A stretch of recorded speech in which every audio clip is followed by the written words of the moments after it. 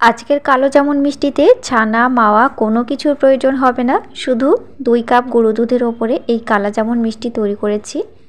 আর এই কালো জামুন মিষ্টি তৈরি করতে বাড়তি কোনো উপকরণ লাগবে না। আর এই মিষ্টিগুলো ভেতর থেকে একেবারে হবে রসালো। মিষ্টির দোকানের কথা কিন্তু একদমই ভুলে যাবে যদি আজকের রেসিপিটি একটু ধৈর্য ধরে তোমরা দেখো। মিষ্টি বানানো যে কতটা সহজ সেটা আজকের রেসিপিতে তোমাদেরকে দেখিয়ে দেব। তো ভিডিওটি একটু কষ্ট করে দেখতে থাকো, আশা করি তোমাদের ভীষণ ভালো লাগবে। আর এই ভিডিওর মাধ্যমে যদি তোমরা একটু উপকৃত হয়ে থাকো তবে চ্যানেলটি সাবস্ক্রাইব করে দিয়ে অবশ্যই আমার সাথে থাকবে। প্রথমে উপকরণ হিসেবে নিচ্ছি 2 কাপ গুঁড়ো দুধ, কাপ হিসাবে এখানে 2 কাপ নিলাম। তোমরা যদি মিষ্টি আরও বেশি করে বানাতে চাও তাহলে দুধের মাপ আরেকটু বাড়িয়ে দেবে। এবার আমি দিচ্ছি চা চামচের 1 চামচ পরিমাণে বেকিং পাউডার। আর এখানে বেকিং পাউডারটা অবশ্যই লাগবে, চাইলে তোমরা বেকিং পাউডারের মাপটা একটু কমিয়ে দিতে পারো, তবে এর চাইতে বেশি যেন না হয়। এবার দেবো এখানে ঘিটা অবশ্যই লাগবে, তাহলে মিষ্টির ভেতরে সুন্দর ফ্লেভার পাওয়া যাবে। এই ঘিটা গলে গেলে 2 চামচ হয়ে যাবে। এটা হলো খাঁটি গাওয়া ঘি, আর গাওয়া ঘিটাই ব্যবহার করবে। এবার 3টি উপকরণ খুব ভালোভাবে হাত দিয়ে মিশিয়ে নেব।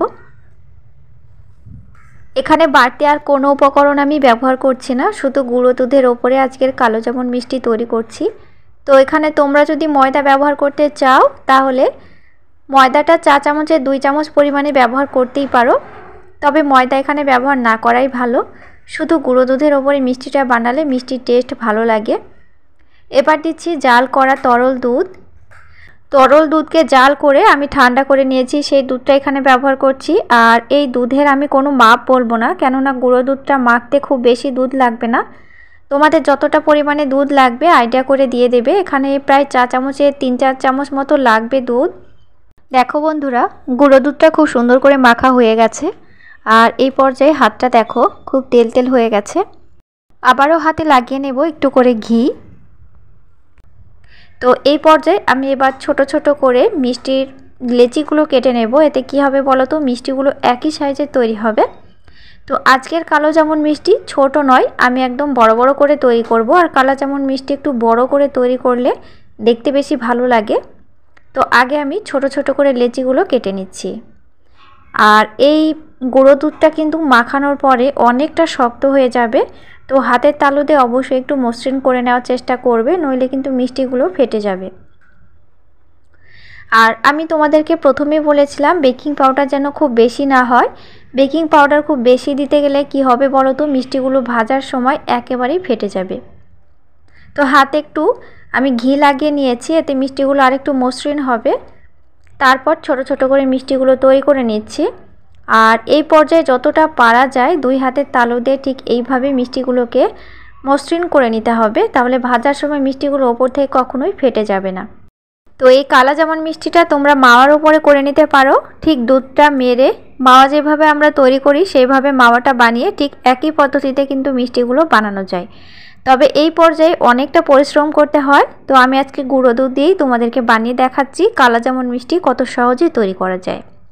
তো এখানে প্রায় 7টা মতো মিষ্টি তৈরি করা হয়ে গেছে। আর তেলটা বসিয়ে দিয়েছি, তবে এই তেলের ভেতরে আমি 3 থেকে 4 চামচ মতো ঘি দিয়ে দিয়েছি, এতে মিষ্টিগুলো আরও খেতে ভালো লাগবে। তেলটা কখনোই খুব বেশি গরম করতে যাবে না, তেলটা একটু লক্ষ্য করো হালকা করে একটু বুদবুদ উঠে পড়েছে, এই অবস্থাতেই কিন্তু মিষ্টিগুলো ছেড়ে দিতে হবে। আর পুরো মিষ্টিটাই কিন্তু একদম লো ফ্লেমের ওপরে ভাজতে হবে, নইলে তেলে দেওয়ার সাথে সাথে কিন্তু মিষ্টিগুলো পুড়ে যাবে। আস্তে আস্তে কালার ধরতে শুরু করেছে দেখো। তো যতক্ষণ না মিষ্টিগুলো কালো কালার না আসছে ততক্ষণ পর্যন্ত মিষ্টিগুলো কিন্তু ঠিক এইভাবে ভাজতে থাকবো। গ্যাসের ফ্লেম কোনোভাবেই বাড়াবে না, গ্যাসের ফ্লেম বাড়াতে গেলে মিষ্টিগুলো ওপর থেকে পুড়ে গেলে তেতো হয়ে যাবে, দেখতেও খারাপ লাগবে। তো আস্তে আস্তে সময় নিয়ে মিষ্টিগুলো বেশ সুন্দর করে ভাজা হয়ে গেছে। মিষ্টিগুলো কিন্তু এই পর্যায়ে তুলে নেব।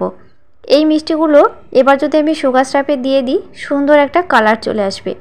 তো এখানে সুগার সিরাপের জন্য 2 কাপ চিনির সঙ্গে 1 কাপ জল দিলাম, একটু চিটচিটে 1 তার সুগার সিরাপ হবে।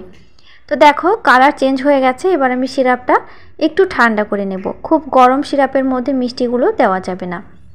সিরাপটি আমি গ্যাসের চুলা থেকে নামিয়ে প্রায় 5 মিনিট মতো বাতাসে রেখেছিলাম, তারপর মিষ্টিগুলো দিয়ে দিয়েছি। মিষ্টিগুলো দেওয়ার পরে হালকা হাতে একটু উল্টে পাল্টে আমি ঢাকনা দিয়ে রেখে দিয়েছিলাম। দেখো মিষ্টিগুলো কত বড় বড় হয়েছে আর ভিজে কিন্তু একেবারে তুলতুলে হয়ে গেছে। তো সেটা আমি তোমাদেরকে ভেঙে দেখিয়ে দিচ্ছি মিষ্টিগুলো কত সুন্দরভাবে রস নিয়ে নিয়েছে। দেখো, আর এই মিষ্টিগুলো কিন্তু একেবারে রসে ডুবো ডুবো করেই রাখতে হবে, নইলে কিন্তু মিষ্টিগুলো ভেতর থেকে কখনোই রসালো হবে না। আর এখানে একটি টিপস তোমাদেরকে অবশ্যই ফলো করতে হবে, সেটা হলো গরম মিষ্টি গরম সিরাপ একেবারে দিতে যাবে না, তাহলে মিষ্টিগুলো চুপসে যাবে। দুটো যে কোনো একটা অবশ্যই হালকা ঠান্ডা হতে হবে, তারপরে দিয়ে দেবে, তাহলে মিষ্টিগুলো খুব ভালোভাবে রস নেবে আর ওপর থেকে কখনোই চুপসে যাবে না। তো দেখো মিষ্টিগুলো একই রকমভাবে আছে। তো তোমাদেরকে এবার একটি কেটে দেখে দিচ্ছি ভেতর থেকে কতটা রসালো হয়েছে। তো শুধুমাত্র গুঁড়ো দুধ দিয়ে বাড়িতে এইভাবে ঝটপট কিন্তু রসালো কালাজামুন মিষ্টি বানিয়ে নিতে পারো। আর এই মিষ্টিটি বানানো কতটা সহজ সেটা তোমাদেরকে দেখিয়ে দিলাম। দেখো ভেতর থেকে কতটা রসালো হয়েছে। এবার আমি আঙ্গুল দিয়ে তুলে চিপে দেখিয়ে দিচ্ছি ভেতর থেকে কিভাবে রসটা বেরিয়ে যাচ্ছে। আর এই মিষ্টিগুলো বানানোর সাথে সাথে কিন্তু গরম অবস্থাতেই আমার ছেলে একটি খেয়ে নিয়েছে। তো যাই হোক, আশা করি ভিডিওটি তোমাদের ভালো লেগেছে। সহজ আর মজাদার রান্না পেতে হলে আমার চ্যানেলটি সাবস্ক্রাইব করে দিয়ে অবশ্যই আমার সাথে থাকবে, সাথে ছোট্ট করে একটি লাইক করে দেবে আর পাশের বেল আইকনটি প্রেস করতে কিন্তু কখনোই ভুলবে না।